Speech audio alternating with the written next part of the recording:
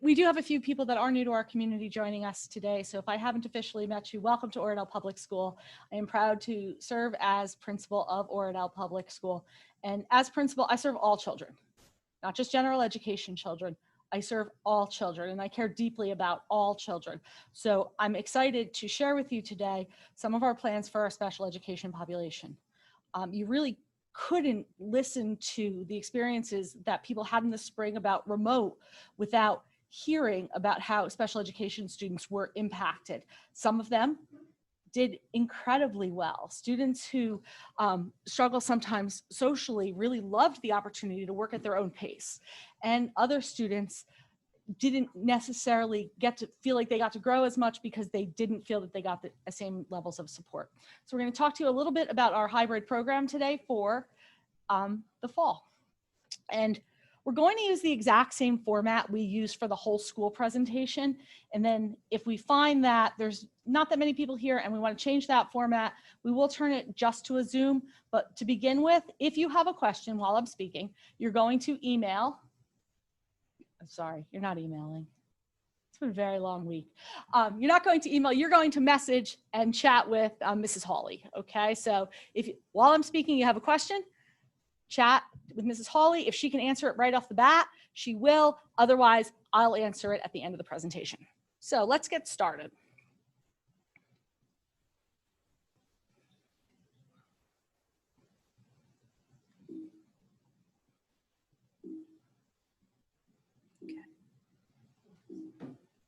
We're okay. So just as I started, I did want to also share with you that we do have some other people with us today. We have some special education teachers that are participating. Ms. Disler is with us remotely, and Mrs. Longo, our interim superintendent, is also with us remotely. Thank you. Much better. Thank you. Okay. So as we said with our general education presentation, or our whole school presentation, really, this is kind of where we were. On June 15th, we did an evaluation of remote learning, and on that evaluation of remote learning, we did ask specific questions about special education students. So we asked you to identify if your child received services, how did those services work with your children, and that is, the data for that is also linked in the end of the presentation. Then on June 26th, the road back was released. These were the specific areas in the road back that addressed special education students. Districts must continue to meet all the needs of students with disabilities to the greatest extent possible. Specific strategies and considerations for students with disabilities must be discussed for returning to school, whether hybrid or full virtual. And schools must continue ensuring that students receive services as outlined by their IEP. So when you have those questions about what about MSI, what about an aid, remember that everything starts and ends with your child's IEP. That's where we go. If the aid was in the IEP, if your child was going to be here, the aid will be in the IEP for that service virtually. So on August 17th, we had our commitment for the full remote program due. So currently, some people have asked, what are the special education numbers looking like? So in general education, we have 26% of our population that is requesting full remote. And in special education, we have 16% of our population choosing full remote. And in that 16%, that actually does range the grade levels. It starts in pre-K, and we do have 6th graders also who are requesting full remote. If you are someone who is requesting full remote, on September 4th, we're going to have a day for you to come here and get all your children's materials. I know that sometimes what's unknown. So if you're choosing full remote, this is a totally different experience. So that becomes what those little questions. One of the questions last week was, what about the PTA supply boxes? And all of that will be taken care of on September 4th. And again, I can't stress enough, this is a start. This is where we start. Whatever we do on September 8th is not necessarily what we're going to be doing all year. On October 9th, there will be a survey sent out to our entire community. It will have questions about all school protocols. It will have questions about instruction, and it will have questions directly related to special education services. On October 13th, we'll begin analyzing that data and informing whatever changes we need to make moving forward.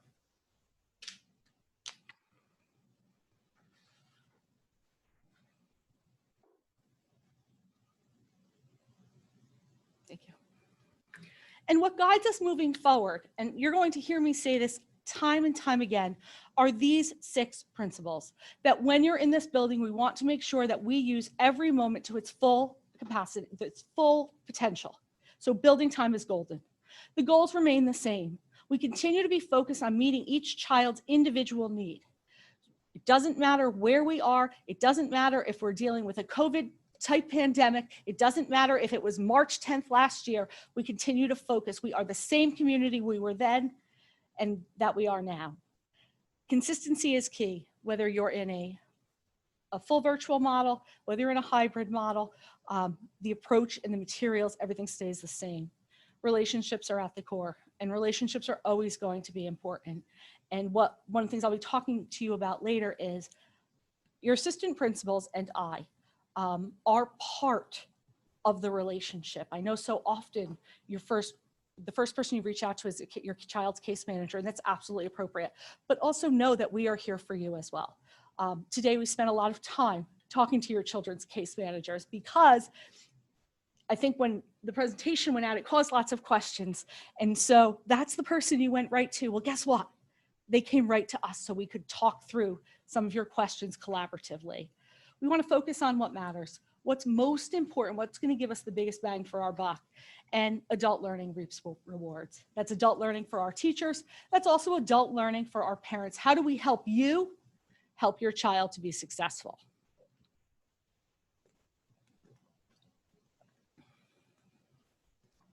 So let's talk a little bit about the steps being taken specifically in the area of physical safety for our children and our special education children.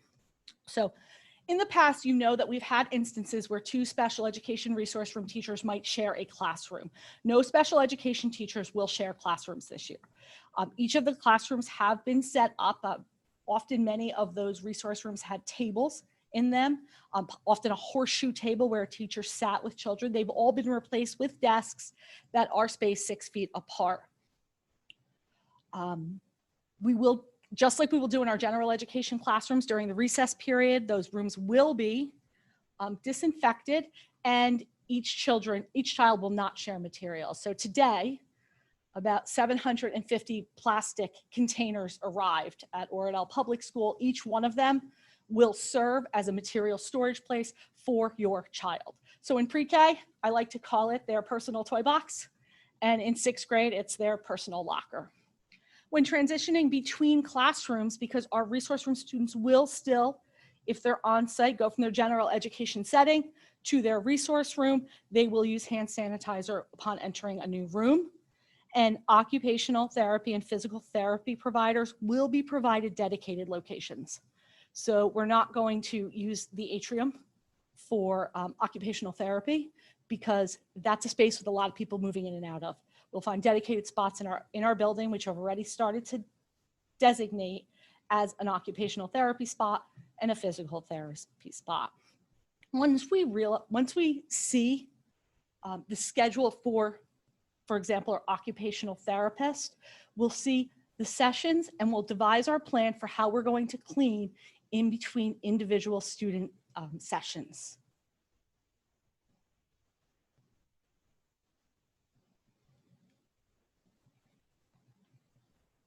And I really do want to take a moment to speak about pre-K, because physical safety and pre-K, it's really hard to envision. How will we help our pre-K students to maintain physical distance?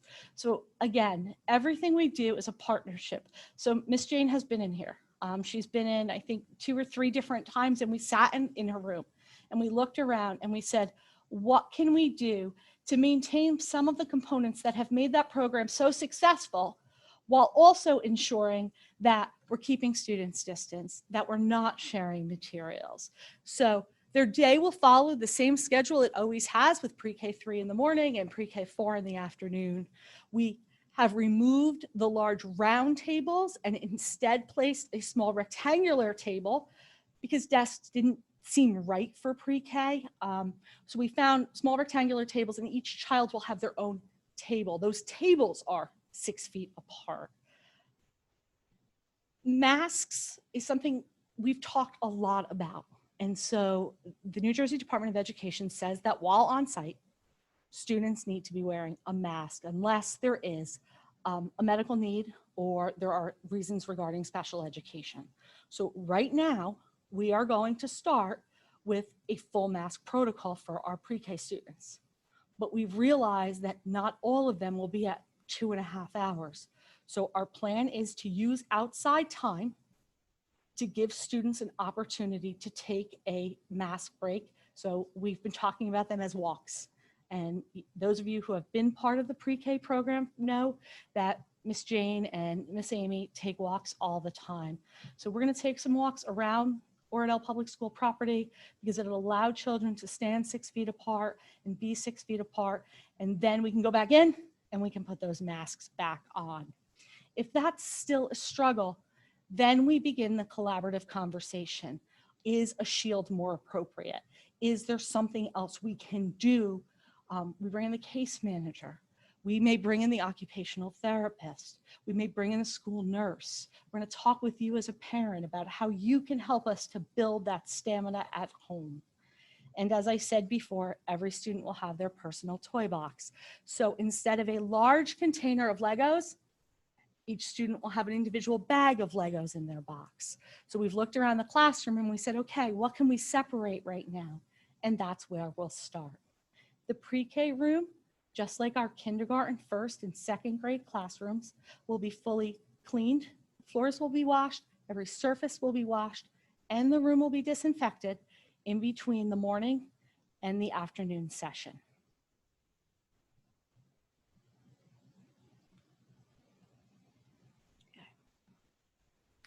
In grades pre-K through 2, all students, general education students, special education students, if you're in grades K 1 or 2, you will be coming to Oradell Public School 5 days a week and be assigned a cohort to attend with. And I know you all want to be in the A cohort because school starts in the morning. It just isn't possible. So if we weren't able to honor your request to move to the B cohort, know that to move from the B to the A cohort, please know it was not for a lack of trying. We have spent the past 3 days trying to figure out, we sent the email out yesterday. If you're somebody who's willing or interested in moving from the A to the B to try to open up spots, but we just couldn't because the one thing we will not do is create unsafe classroom environments. We have set our classrooms up for a maximum of 12 students and we will not put more than 12 students in that cohort. So I'm sorry if that's been hard for some of our families, but I do want to remind you that the YWCA will be on site Mondays through Fridays from 7 a.m. to 6 p.m. If you choose to send your child, and you've got a little one, in the morning, they will walk your child to their classroom in the afternoon. So we're not just going to send them off and say, okay, it's time for you to go to kindergarten. They will personally escort them to the classroom. Our goal is to provide related services outside of the 2.5 hours that a student is on site for that core instruction. If you as a parent are feeling that I can't get my child back there for OT and it would really be better if that happened during science and social studies or during recess, that's again a collaborative conversation that we'll have. But I do think in the best model, related services will happen outside of those 2.5 hours because building time is golden. Our pre-K students, though, will continue to receive speech and language in the classroom, just like they always have from Mrs. Clocken, unless, of course, they've chosen the remote model, in which case they'll receive their speech and language services virtually. And if your child's IEP calls for it, we will make sure that there is an aide present in the special area class when they go to it. All special areas, as a reminder, will happen virtually. And that decision was truly made to minimize contact. If we try to bring special areas on site, the special area teacher has now come in contact with 200 to 300 students in a day. And it's just not a great model when you're trying to put at the heart of everything physical safety first, instructional excellence second.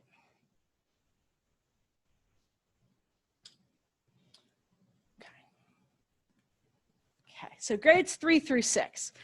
I know, I've confused you all with this model. Truthfully, it's a work in progress, and I'm going to explain that in a little bit.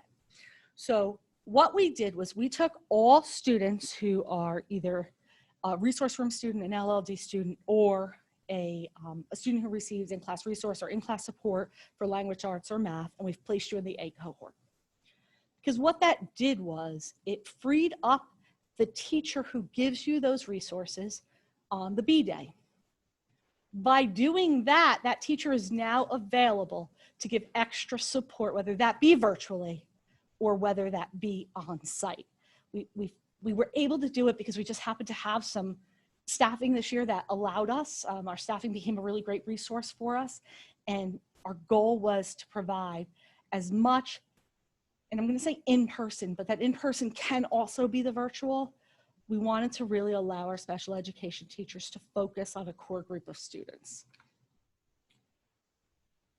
The only major difference between the support day and the on-site day is your child will not go into the general education setting on the support day if you choose to have them come to school that day, because the numbers in that classroom would then go above 12 students.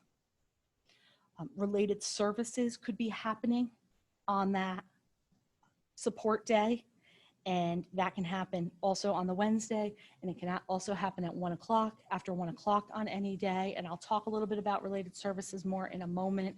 But again, the on-site day, so the A day for our special education students, is about direct instruction, core content area. The B day is how do we continue to support that? How do we weave in some related services? And how do we really maximize the time and the resource of the staffing that we have to give our special education students what we believe will help them continue to grow and continue to flourish? So as I said, this is a work in progress. So what I'm going to ask of you, if the vagueness of this is frustrating, I ask you to call me and I will continue to work through this with you. Some of it is a work in progress still, because we have some other services we need to worry about scheduling in terms of multisensory. So I can't be as clear and concrete as I think you'd like me to be about the timing of the support day. How long can your child be on site on that support day? It may be that they can come to school from 8:30 to 12:40, Monday, Tuesday, Thursday, and Friday. If you are in grades 3 through 6, Wednesday is a virtual day for all students. I stand by that decision. We need to know that our virtual practices are solid in case we have to move as a school to a full remote model. So our LLD students will come on site in grades 3 through 6. You're in the hybrid model. You're coming in site 4 days, and you will definitely be coming from 8:30 in the morning till 12:40. If your student receives resource room or in-class support or in-class resource, I know I get confused a little bit about the difference between the two, so I will use them interchangeably, even though they're not necessarily interchangeable. We will create a schedule where they can come on site on the B day, which is the support day. When they came on site, they will go to the classroom. Remember I said before, every special education teacher has a classroom. So if on Monday, Mrs. Hawley worked in Mr. Hagopian's class, Mr. Hagopian's the general education teacher, and Mrs. Hawley is the in-class support teacher for math. On Tuesday, Mrs. Hawley will be in her special education classroom. Your child will be able to go and work with Mrs. Hawley. What I can't tell you yet is whether that will be for a half hour, an hour, or what. If your child gets in-class support with Mrs. Hawley for math, but they see Mr. Mardini for resource room, language arts, he's going to be in a room also, and your child will be able to spend time with him on that on-site learning day. What will they do in that room? They're going to do the same work they would have done virtually. So if it works better for your family, for your child to be virtual on that day, because maybe you have two children at home, the remote teacher, your child's teacher will just remote to them on that day instead. And as I said, I know the most frustrating piece right now, and I so wished I could say with full confidence right now that every single resource room student, every single student who receives in-class support can come from 8:30 to 12:40, Monday, Tuesday, Thursday, Friday. I'm just not there yet. So I ask that you trust in me to work through some of these scheduling issues. And I ask that you have a little bit of patience. If you saw last night's Board of Education meeting, you know that our calendar has changed a little bit for the upcoming school year, and a blast will go out about that tomorrow morning, that our first day of school for students is now Tuesday, September 8th. So we have a little bit more time to get all of this finalized. And my goal is to really have some concrete schedules by the end of next week. Now, the one thing that came up in my mind, I feel like for some of our special education parents, the decision between going fully remote or participating in the hybrid model was maybe even more difficult. Many of you, I think, struggled with deep down knowing that on-site learning would be the best academic decision for your children, but had to weigh that against your concerns right now about interacting with others. Some of you are in a spot where you may have elderly people at home, and so you are still a home that you're not going to the swim club. You're not sending your child to play dates. So I know this decision sometimes was even harder for you. So I do want to be honest about some of the differences with the hybrid model. So a student will be going to 2 rooms. We will disinfect those rooms. They will have an identified location in the room. So none of our special education teachers work with more than 12 students, even if I was to combine the groups they work with. So what will happen is every child will have their own desk in the room. They'll still have their own individual basket of materials in that room, okay? But there was something comforting for me about being able to provide every child with their own desk in this setting, knowing that they would be switching rooms more often.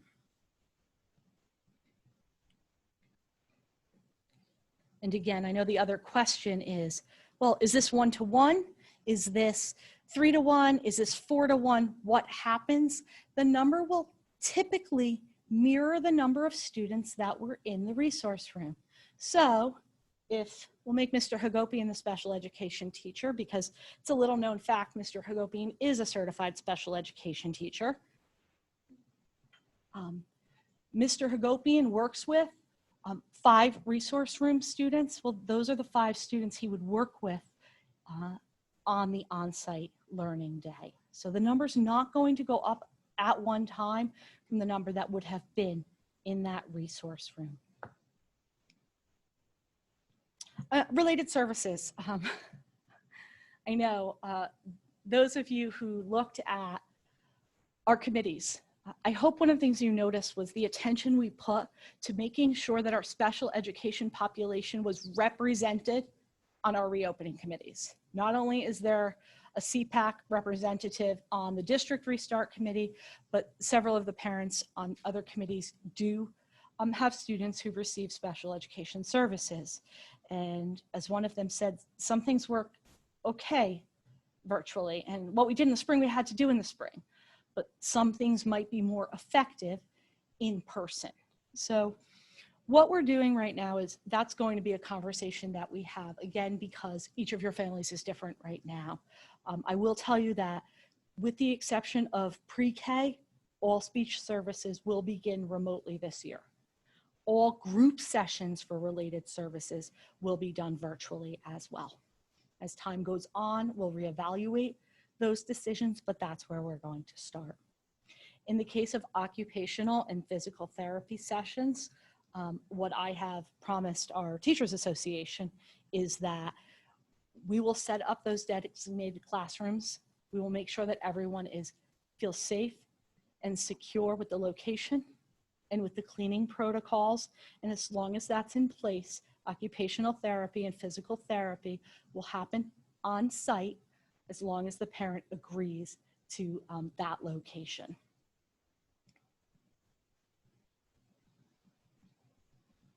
Now, if you've chosen the full remote and you're like, I'm never coming into that building, then we're gonna work with that as well. So this is just a little bit about the regular assessments that we're using, and that's actually the wrong title. So these are assessments we use all the time. So one of the topics that always comes up, and it's not a special education topic, it's a general education topic, has to do with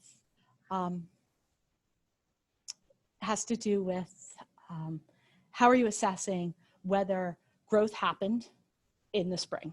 And how are you identifying that there's a gap that maybe did occur because of being fully remote in the spring, and how are you going to rectify that gap? These are some of the assessments that we continue to use all the time. So if your child was in grades 3 through 6 in the spring, they took Linkit. We have that data. If your child's going to 3rd grade, they will take the 2nd grade Linkit right when they get in September. So we can really measure whether they met the standards and where they were strong and where they need continued support from 2nd grade.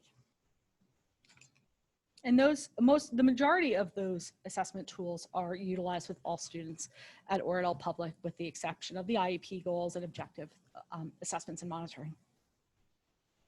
Okay, an update about evaluation. What will happen for students who are eligible for reevaluation this school year? If school is open, in-person reevaluations will be conducted as determined during the reevaluation planning meeting. Parents can defer completely or consent to only those parts of the evaluation that can be conducted remotely, and defer those assessments that must be conducted in person. Well, here's the thing about special education. As I read that, I suddenly sound like a legal book, which is not normally how I speak, but the truth is there is legal and there is code specifically addressed to that. Can reevaluations accurately and effectively be done remotely and or with the burdens of masks and distancing, or will these tests need to be deferred? The testing environment, including sneeze guards and masks, will be described in the evaluation report. And that always makes me feel a little bit better that anybody who reads a report knows everything that was in place during the testing environment. At this time, learning and cognitive assessments cannot be administered remotely. Hopefully the test publishers will provide remote options soon. They recently did that with our English language learners. So I would imagine that the special education publishers are not far behind. Some speech evaluations can be administered remotely. All parts of the evaluation that can be done remotely should be completed. This may be including analyzing work samples, teacher surveys, virtual observations, parent interviews, student interviews, and social histories. Additional testing can be conducted at a later date when in-person sessions are impossible. Testing may be deferred, which will be determined at the reevaluation planning meeting, which remember is a collaborative conversation with you. And all CST meetings at this point in time will be remote. So, some miscellaneous questions.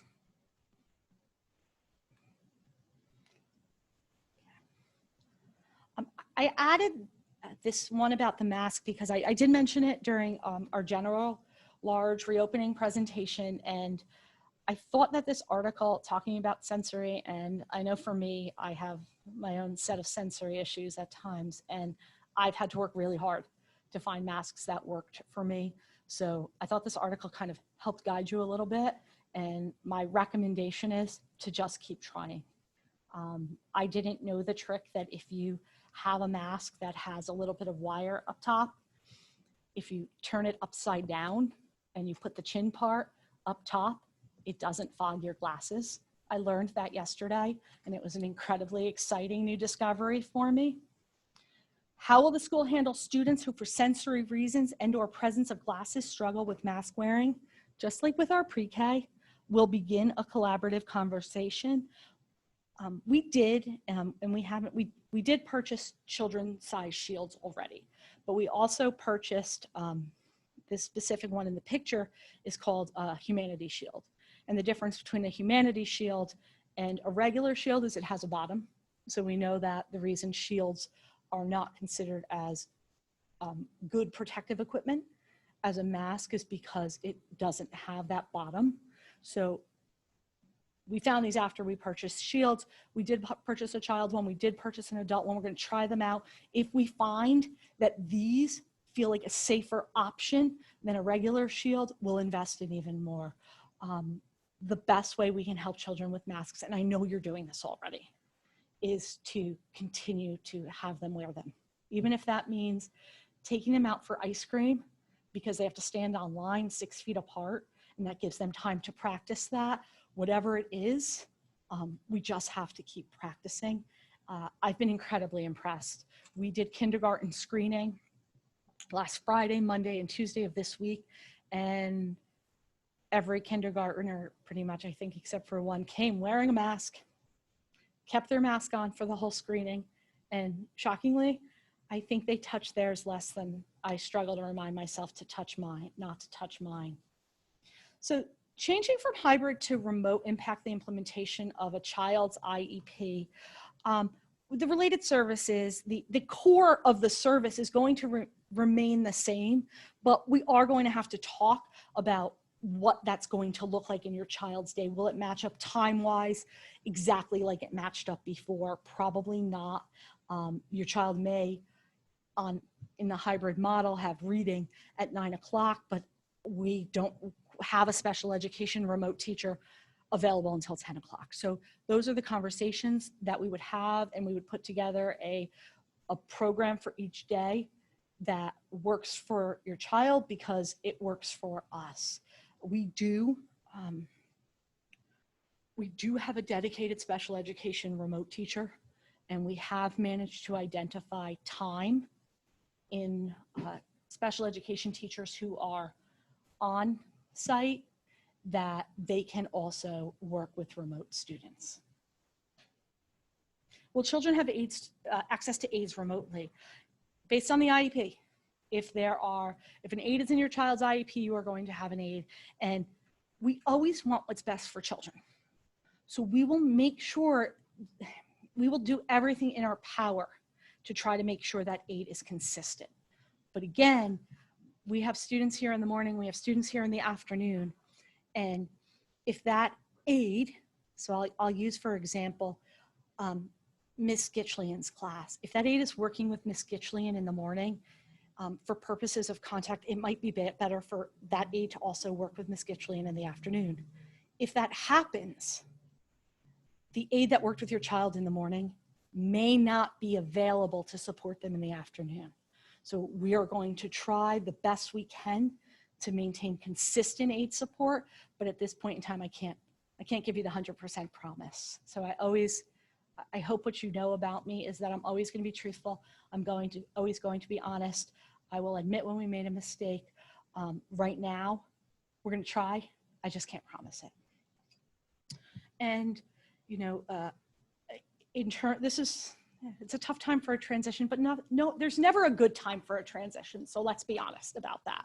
So who will be filling the role of special education supervisor for the start of the school year? The district has posted for both an interim and a permanent supervisor and director. The plan would be for an interim to begin as the district moves to find the best person for a permanent position. And the truth is, even if we found the best person for a permanent position tomorrow, chances are they're in a position and they're going to have to give 60 days notice. Some people despise the thought of an interim. I look at it as an opportunity to let the district grow with a new person with a lot of experience. Interims have a lot of experience because they're retired from another job somewhere. So let's not look at that right now as a deficit, but let's look at that as, let's figure out how we can get as much as we can out of that interim. And in the meantime, I do want you to understand that as I started, I'm not the principal for the general education students. I'm the principal for all students. Mr. Hagopian is the assistant principal for all students in grades. I'm actually going to add PreK right now to him. PreK 2-3. Mrs. Hawley is the assistant principal for all students in grades 4 through 6. And we do work with your children's case managers. We know your children's IEP is not up and down. I mean, you can try to test me and say, you know, how much OT does my child get a week? And I may not know that, but chances are I know their classification and I know what resource room teacher or what in-class support teacher your child works with. I'm very lucky that, and I try to talk to our students about this all the time. We all have strengths and we all have weaknesses. I happen to have a strength with understanding and remembering people, and I get to use that. And it's why I love being principal here, because I really want to know your children. So know that we are here for you during this transition and for the remainder of the year as well. When an interim is chosen, the school will work with CPAC to schedule some kind of a meet and greet opportunity, just so that we make sure you have a face and a name for who will be overseeing the department. This is just a continuation, and I do need to change those dates on the end, and I will do that before I post about the first days of school.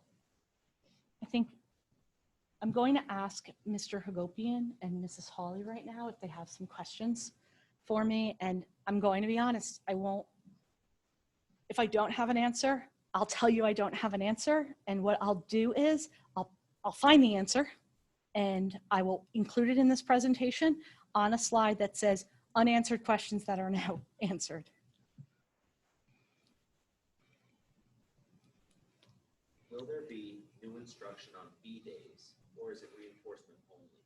As Sure. You said, B days for support related services. Well, the fact is there's going to have to be new instruction, because if your child was, let me repeat that question because I'm not sure if you heard Mr. Hagopian. Okay. Will there be new instruction on B days, or is it reinforcement only? So there is going to be new instruction. We can't just have 2 days of instruction. However, how we schedule that day, there should still be able to think about a normal day. There's, I think in our schedule, an hour of language arts, a half hour of math. We'll work with those times. That's new instruction. And can we get some additional related service time in there? When I say support, I think, and if you can help me come up with some better words, I'm very open. I've been really working on language because we're creating language for an entire new program. So the hybrid model, full remote versus the virtual day. We're really trying to come up with some clear language so we always know what we mean. So when I'm using the term the support day, it's support for that day's work as well as the support that your child needs. Oh boy. When someone prefaces a question with the next one's a little tricky. I'm not sure if it's each individual student or grade level. Okay. So it says, can we receive a master schedule broken down day by day for the first day? Can we receive a master schedule? So in essence, it was in the general education plan, but if you mean a master schedule for your specific child, on what their support day would look like, you know what their on-site day would look like because it was in the general presentation. And if you, I wish I could remember the slide, but it's color-coded and it's the master schedule for the whole school, okay? If your child was in 4, 5, or 6, it may have been a little confusing. And yes, I can absolutely get that to you because I think it says teacher 1 and teacher 2. So teacher 1 might be language arts, teacher 2 might be math. You may be wondering when's the science and social studies. It's the end of that period. So it's, I think, 60 minutes of math, 25 minutes of science and social studies. Some related services, some related services aren't actually scheduled until. Right. So the one thing that we're going to need to wait on is our related service providers typically use the first week of school to really firm up their schedule. So I'm not sure I can give you that piece, but I can absolutely in real time, our student management system, when we open it on Monday so you can see your child's general education teacher, it won't have the full schedule yet. Our goal is to get it in there by the end of the week, which will then have the exact times that your child is going to different teachers and the subjects for those different times. It's a lot of back end coding. So we're going to push really hard to get it done by the end of the week. If that was a specific student question because you know your child and you're like, I need to help my child adjust. If you send me an email, I will set up a time to talk and speak more specifically about one student. I think what's so tough sometimes is it's not one size fits all, and our schedule is not one size fits all.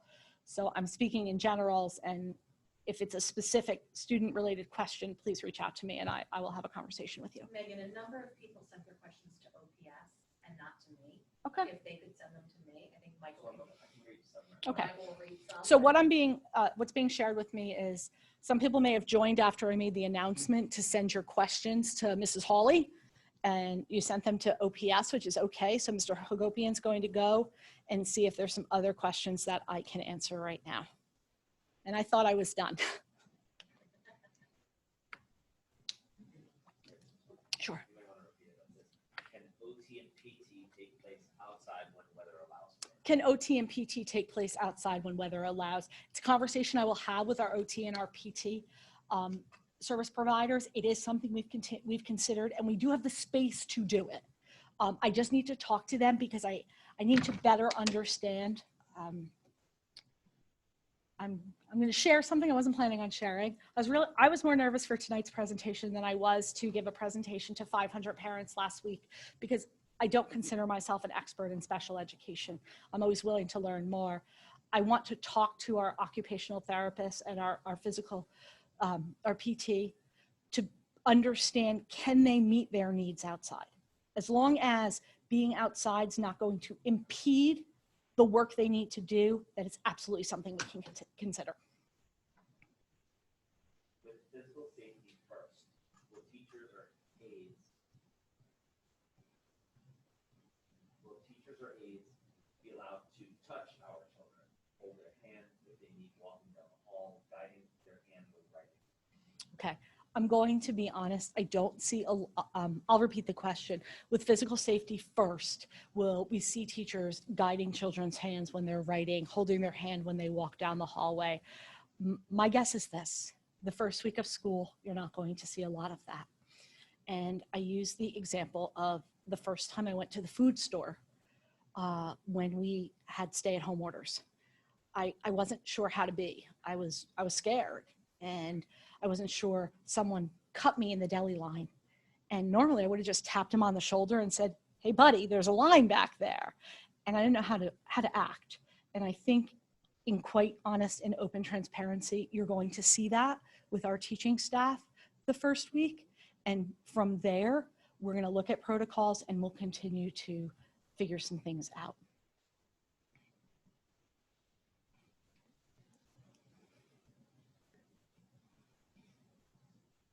This must be a very big question because he actually took a picture.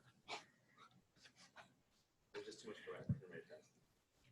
Can you offer any advice for those students who are placed out of district? What if we feel the out of district school isn't offering enough? Okay, so if you're dealing with an out of district placement, I'm going to be honest, I'm not going to speak to it because I would be speaking out of my educational realm. But what I'm going to tell you is I have complete faith in your case managers, and I will have complete faith in whoever the district chooses to put in an interim position. So I think you start the conversation there, and you know that, we put kids first, and let's figure out what we can do together. FYI, when I have an answer that Mr. Hagopian actually likes, his body language over here is amazing. I'm going to send him to everyone's home because he's a great reinforcer. All right.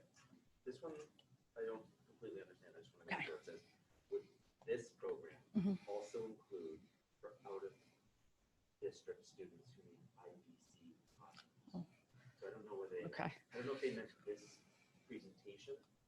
If it's an out-of-district question, you really do need to reach down to special services, because while I'm well-versed on the instructional programs that we offer at Oradell Public, I just don't have that knowledge. But I'll tell you that I've learned a lot about HVAC in the last week, and I can talk to you about coil velocity in ventilators. So who knows, by next week, I might know more about out-of-district programs as well.